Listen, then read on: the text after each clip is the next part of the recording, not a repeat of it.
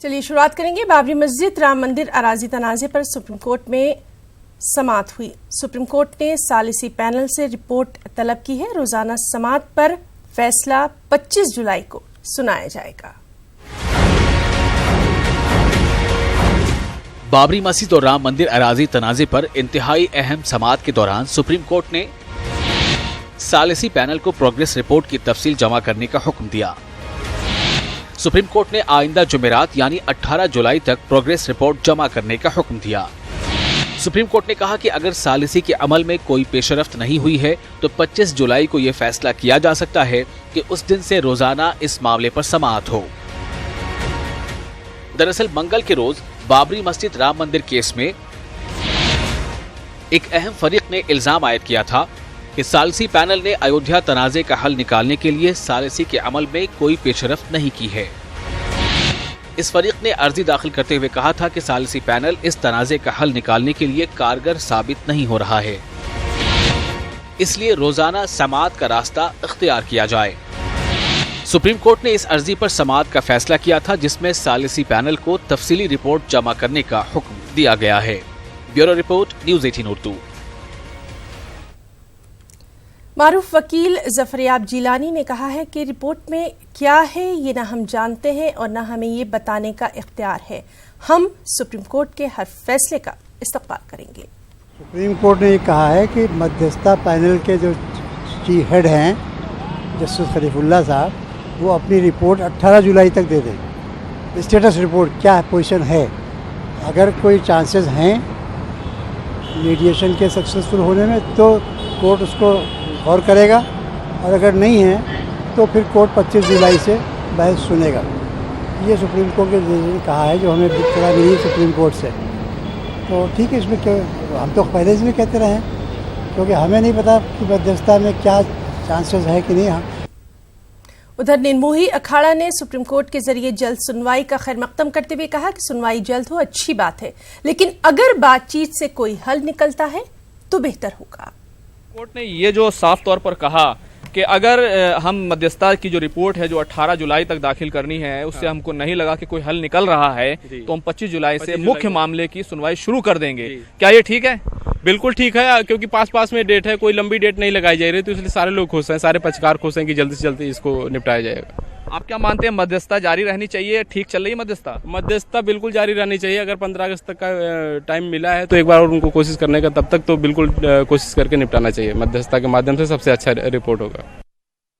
हुजूमी तशद्दुद के खिलाफ कानून बनाने का मुतालबा जोर पकड़ता जा रहा है। दिल्ली में यूनाइटेड मुस्लिम मोर्चे की तरफ से जंतर मंतर पर मुजाहरा भी किया गया और दफा 341 के प्रेसिडेंशियल ऑर्डर को रद्द करने का मुतालबा किया गया। इस मौके पर कई दलित लीडरों ने भी मुतालबे की तायद की है। देखिए, अभी आप देख रहे हैं कि चारों तरफ एक माहौल बना हुआ है कि मॉब इकट्ठा होकर के मुसलमानों पर हमला हो रहा है, उनको मार दिया जा रहा है। तो ये जो हो रहा है पिछले दलित मुसलमानों के साथ, ये आज की उपज नहीं है, ये कांग्रेस की देन रही है। पहले से होता आया है, आज ये बढ़ गया है। अब ये जब बढ़ गया है तो इसका मसले का हल तभी मुमकिन है जब कानूनी तहफ़्फ़ुज़ का इंतजाम हो। और वज़ीर आज़म ने जो कहा है कि सबका साथ, सबका विकास, फिर सबका विश्वास, तो सबका विश्वास आप तभी जीत सकते हैं जब आप उनको अपने विश्वास में लीजिए। इनके खिलाफ जो भी लोग रहे थे वो इन्हीं से डरा के मुसलमानों को रखा, उनका वोट पाया। अब आप इसका विश्वास जीतिएगा तो लोग आपसे जुड़ेंगे। आज इस धरना हम लोगों ने गवर्नमेंट के खिलाफ में नहीं रखा है, हम लोगों ने वज़ीर आज़म से इल्तजा करने के लिए, अपनी मांग उन तक पहुंचाने के लिए रखा है। शामिल भी किया जा सकता है। उनके दोनों ऑप्शन हैं कि या तो उस एक्ट में जहां SC ST लिखा है उसमें SC ST के साथ में माइनॉरिटी भी जोड़ दिया जाए, या फिर दूसरा ऑप्शन उनकी मांग का ये भी है कि जैसे महिलाओं को अलग से सुरक्षा दी गई है और उसके लिए कानून बना है, इस मॉब लिंचिंग को देश में रोकने के लिए और सबका साथ, सबका विकास और सबका विश्वास देश में कायम करने के लिए, देश में एक बहुत बड़ा वर्ग है 15% की आबादी का मुस्लिम जो है, उनको भी सुरक्षा अगर सरकार मुहैया कराना चाहती है तो एक अलग से कानून बना दिया जाए। मारूफ सीनियर वकील महमूद पराचा ने हुजूमी तशद्दुद से बचने के लिए राइट टू सेल्फ डिफेंस कानून के तहत हत्यारों के लाइसेंस के लिए दरख्वास्त देने की अपील कर डाली है। दिल्ली में महमूद पराचा ने एक प्रेस कॉन्फ्रेंस करते हुए कहा कि सेल्फ डिफेंस के लिए हथियार उठाने की हिंदुस्तान का कानून इजाजत देता है। महमूद पराचा के मुताबिक हुकूमतों की नाकामी के चलते ये आखिरी रास्ता मुसलमानों और दीगर कमजोर तबकात को इख्तियार करना चाहिए। न्यूज 18 से खास बातचीत में पराचा ने अपील की कि अगर किसी शहर में 1000 से ज्यादा लोग हथियारों के लाइसेंस के लिए दरख्वास्त देना चाहते हैं तो वो खुद उनकी रहनुमाई करेंगे। रोकने के लिए वारूफ वकील महमूद पराचा ने एक बहुत ही अनोखा नुस्खा बताया है। हमारे साथ बात करने के लिए मौजूद हैं। वकील साहब, आप कह रहे हैं कि हमें राइट टू डिफेंस का इस्तेमाल करना चाहिए, क्या फार्मूला है ये? देखिए, हमारा संविधान और हमारा कानून इंसानी जान लेना सबसे बुरा काम माना गया है। हर एक जगह 2 जगह परमिट करता है, एक जब वॉर हो रही हो किसी दूसरे मुल्क से तब, और दूसरा जैसे आफ्सवा भी है वो भी इसका अलाउ करता है, वो भी वॉर लाइक सिचुएशन में। दूसरा, जब किसी इंसान की जान या उसकी प्रॉपर्टी को खतरा आ जाए तब राइट टू प्राइवेट डिफेंस जो है आईपीसी में सेक्शन धारा 96 से लेकर 106 तक है, ये इतना अहम माना गया हमारे संविधान में। उसके लिए इजाजत देता है कि आप किसी की हत्या भी कर सकते हो जो आपकी जान को या आपके माल को खतरा पहुंचा रहा है। तो इसकी अहमियत समझते हुए हमने ये रास्ता, अब ये आखिरी रास्ता ही बचा है, क्योंकि सरकारें फेल हो रही हैं, कोर्ट के ऑर्डर्स इंप्लीमेंट नहीं हो रहे। तो क्या हमारे देश के नागरिक इस प्रकार से मारे जाएं और दुनिया का और देश का संविधान से विश्वास उठे? या आम लोग किस तरह से राइट टू डिफेंस का इस्तेमाल करेंगे, क्या करेंगे? देखिए, राइट टू सेल्फ डिफेंस जो है, राइट टू प्राइवेट डिफेंस जो है, वो सिर्फ उसी आदमी का अधिकार नहीं है या उसकी ड्यूटी नहीं है जो जिसके ऊपर हमला हो रहा है, बल्कि देश के तमाम नागरिकों की, या उस वक्त आसपास कोई भी नागरिक उस चीज़ को देख रहा हो तो उसकी भी ये ड्यूटी है या उसका हक है कि वो आगे बढ़कर इस तरह के लोग जो कि इस तरह का गैर कानूनी काम करके उसकी जान को, कमज़ोर की जान को खतरा पहुंचा रहे हैं, तो उनके ऊपर राइट टू प्राइवेट डिफेंस उस कमज़ोर की तरफ से इस्तेमाल करके उनको मार भगाएं, ऐसा हमारा कानून कहता है। किस तरह से इस्तेमाल करेंगे? क्या हथियारों के लिए लाइसेंस लिए जाएंगे? क्या तलवारों के लिए लाइसेंस लिए जाएंगे? क्या सरकार ऐसा करने देगी? देखिए, ये कानूनी हक है जो हमारे संविधान ने हमें दिया है, लाइसेंसी हथियार रखना, खास तौर पे जबकि हम उसकी रेलेवेंस, उसकी नेसेसिटी या उसकी ज़रूरत एस्टैब्लिश कर सकें लाइसेंसिंग अथॉरिटी के सामने। तो लाइसेंसिंग अथॉरिटी की यह ड्यूटी है, इसीलिए हम ये कैंप लगा रहे हैं कि फॉर्म ठीक से भरें आप, ताकि लाइसेंसिंग अथॉरिटी को आपको हथियारों के लाइसेंस देने पड़े और आप अपना right to private defence implement कर सकें।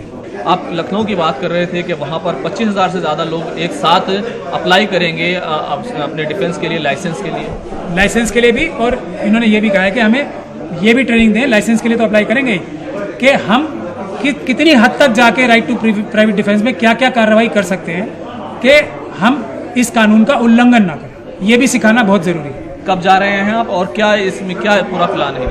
देखिए मौलाना, कल इसका हमने आज आपके माध्यम से भी गुजारिश की है कि सब लोग हमें इनवाइट करें। जहां भी 1000 से ज़्यादा लोग हो जाएंगे लाइसेंस लेने के लिए और ये बात सीखने के लिए, मैं स्वयं जाके ट्रेनिंग दूंगा। एक आखिरी सवाल, क्या सरकार से हम कानूनी तहफ़्फ़ुज़ नहीं मांग सकते? क्या जो रियासती सरकारें हैं उसे नहीं कह सकते? सालों साल से मांग रहे हैं, लेकिन ये हरकतें पिछले 5 साल में बहुत ज़्यादा बढ़ रही हैं। बहुत शुक्रिया। आपको महमूद पराचा साहब ने साफ कर दिया है कि अब इसके अलावा कोई रास्ता नहीं बचा कि जो कमज़ोर तबकात हैं वो लाइसेंस के लिए अप्लाई करें और हथियार अपने हाथ में लें, लाइसेंस के जरिए लें, सेल्फ डिफेंस में उनका इस्तेमाल करें, तभी जो है मॉब लिंचिंग और इस तरह के हालात हैं वो खत्म हो सकते हैं। कैमरामैन दीपक बिश्ट के साथ शहजाद, न्यूज़ 18 दिल्ली। उत्तराखंड से खबर है, जहां पहली बार रियासती हुकूमत ने महकमा अक़लियती फलाह का स्पेशल ऑडिट करवाया और इसमें बड़े पैमाने पर बजट में गड़बड़ियां पाई गई हैं। मदरसा बोर्ड हो या फिर अक़लियती मालियाती तरक्याती कॉरपोरेशन या फिर अक़लियती डायरेक्टरेट, तमाम महकमे इस ऑडिट के रडार पर आ गए हैं।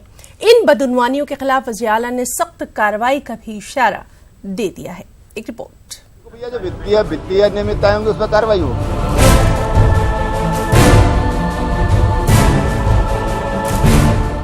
उत्तराखंड के वज़ीर आला का बयान जितना छोटा है, इसके पीछे का मामला उतना ही बड़ा है। पहली बार रियासती हुकूमत ने अक़लियती महकमों का स्पेशल ऑडिट कराया। सन 2012 से 2018 तक के ऑडिट होने की वजह से हुकूमत की भी नजर इस पर जमी थी।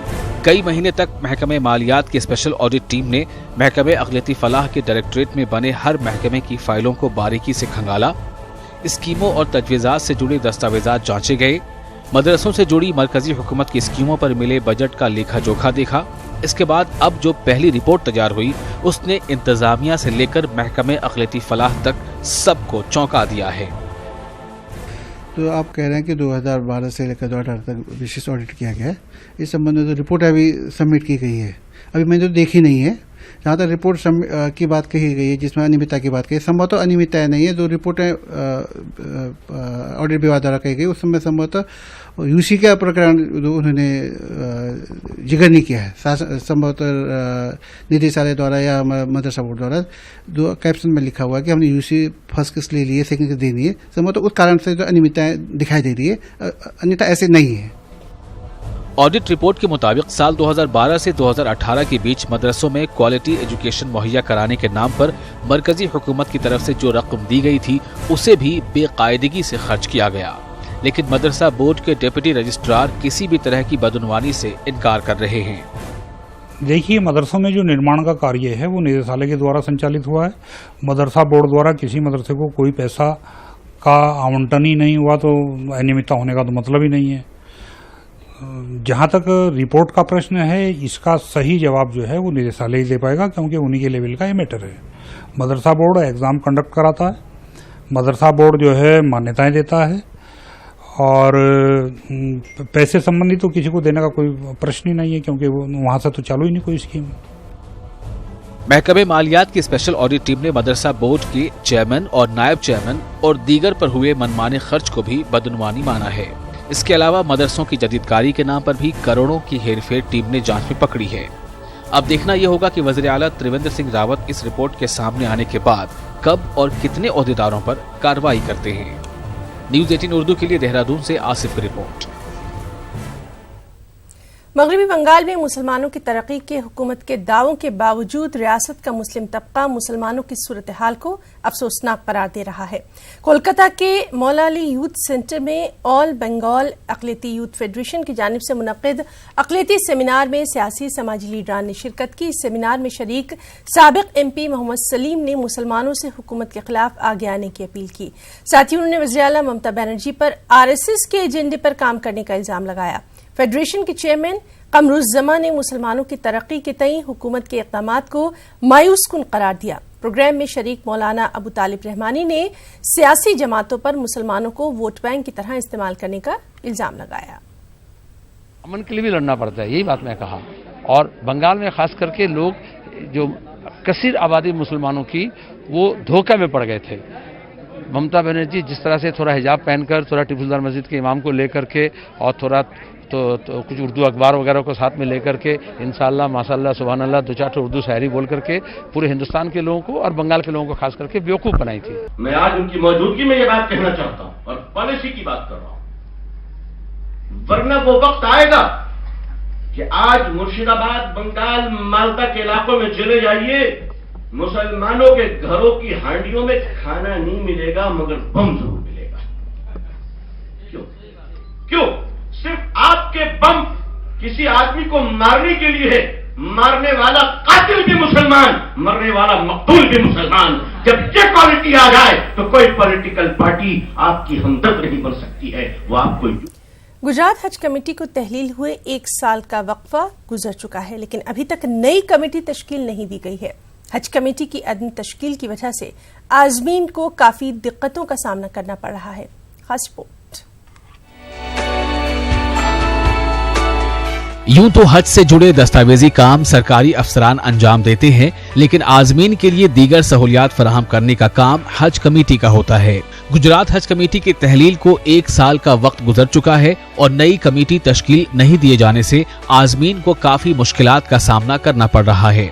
मुस्लिम तंजीमें गुजरात की बीजेपी हुकूमत पर मुसलमानों के साथ इम्तियाजी सलूक का इल्जाम भी लगा रही हैं।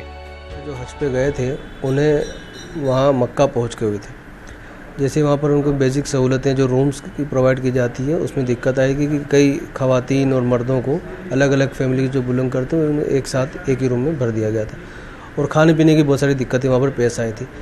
लेकिन बॉडी का होना बहुत ज़रूरी है, क्योंकि बॉडी के बहुत सारे काम होते हैं, फॉर्म भरने से लेकर हाजी को फ़्लाइट में पहुँचाने तक।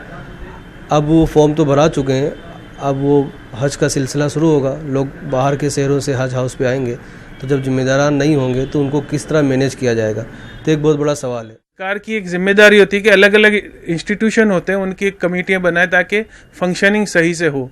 मगर जो है कि देखने में आ रहा है कि हज कमेटी जो है उसका तकर्रुर, उसके सदर का तकर्रुर और उसकी कमेटी का तकर्रुर 1.5 साल से नहीं हुआ है, जिसकी वजह से काफ़ी परेशानियां हो रही हैं। खासतौर पर ये जो हज कमेटी का सिलसिला है उसमें भी जो है ये देखा जा रहा है कि बहुत ज़्यादा परेशानी हाजियों को हो रही है। और मेरी डिमांड तो ये है कि ऐसे अहम और जो खालिस मजहबी जो है एक शौबा है, इसके अंदर अगर किसी की तकर्रुरी करे तो किसी आलिम दीन की करें, और अगर आलिम दीन नहीं है तो कम से कम शरीयत का और दीन का जानकार हो, जो अच्छी तरह से शरीयत के मामूलात, ताकि इसलिए कि जब एक शरीयत का जानकार होगा या एक दीनदार इंसान होगा जो आलिम दीन होगा तो उसके पीछे एक बड़ी टीम होगी काम करने वालों की, तो वो काम अच्छी तरह से कर सकता है। गुजरात हुकूमत आज़मीन के लिए तमाम इंतजामात मुकम्मल कर लेने का दावा कर रही है। अब ये दावा बगैर हज कमेटी के किस बुनियाद पर किया जा रहा है, ये समझ से परे है। न्यूज़ 18 उर्दू के लिए अहमदाबाद से आरिफ आलम की रिपोर्ट। जेलों में कैद मुस्लिम नौजवानों की तादाद काफी ज्यादा है। कर्नाटक अक़लियती कमीशन ने बेंगलुरु के सेंट्रल जेल का दौरा किया और इस मौके पर कई हैरत अंगेज बातें अक़लियती कमीशन के सामने आई। खास रिपोर्ट।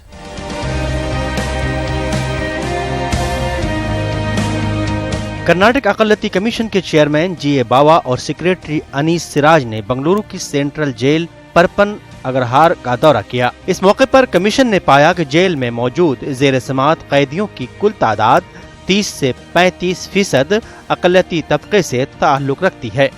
हैरत की बात यह है कि ऐसे कई कैदी हैं जो जमानत के मुस्तहिक हैं, लेकिन जरूरी रकम या कानूनी मदद न होने की वजह से जेल में ही अपनी जिंदगी गुजारने पर मजबूर हैं। अक़लियती कमीशन ने ऐसे कैदियों को मुफ्त कानूनी मदद फराहम करने का फैसला किया है। There are about 3,500 this one under trial prisoners are there. Out of that, 30 to 35 minorities. 30 to 35 minorities percent. 30 to 35% minorities are. They are 191 prisoners are staying since more than nearly 1 year, and more than 5 years. About 20-25 minorities. 20-25 minorities. Which are eligible for bail. Those people are also there in the jail. We wanted to help them. अक़लियती commission के chairman G A Bawa ने कहा है कि अगर कहीं भी police ज्यादतियों की शिकायत पेश आए तो मुतासरा आवाम कमीशन से रुजू हो सकते हैं। वाज़ेह रहे कि अक़लियती कमीशन के मौजूदा चेयरमैन जीए बावा माजी में पुलिस अफसर रह चुके हैं। क्या भी पुलिस टॉर्चर कंप्लेंट आए तो immediately I will attend.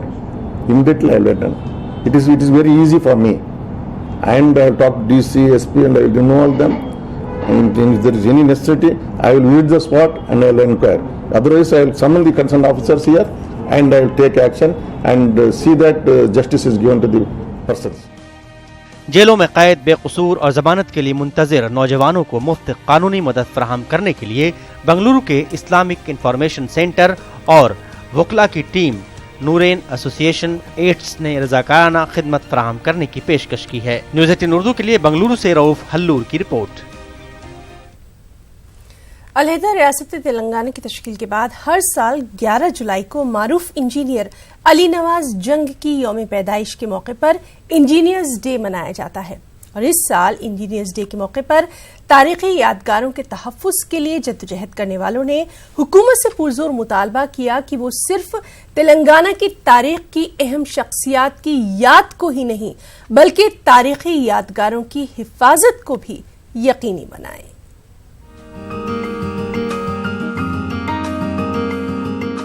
हर साल पूरे मुल्क में 15 सितंबर को मारूफ इंजीनियर मोक्षा गंडम विश्वेश्वरैया की यौम पैदाइश पर इंजीनियर्स डे मनाया जाता है, लेकिन सन 2014 में अलहदा रियासत तेलंगाना की तश्कील के बाद साबिका रियासत हैदराबाद के लिए अपनी बेजबहा खिदमात अंजाम देने वाले मशहूर मारूफ इंजीनियर मीर अहमद अली नवाब अली नवाज जंग बहादुर की यौम पैदाइश को सरकारी तौर पर इंजीनियर्स डे मनाते हुए उनके कारनामों को याद किया जाता है।